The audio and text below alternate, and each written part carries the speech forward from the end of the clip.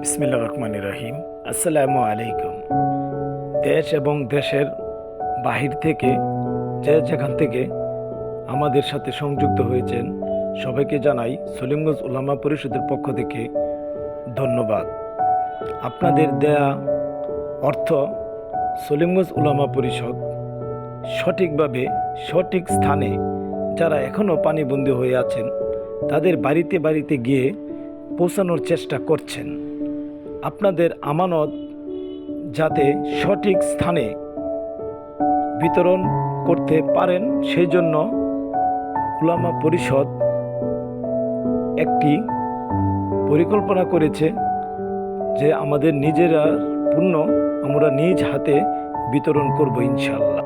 নোয়াখালী বিভিন্ন অঞ্চলে এখনও পানিবন্দী হয়ে আছেন অনেক পরিবার। এটি নোয়াখালী একটি রবি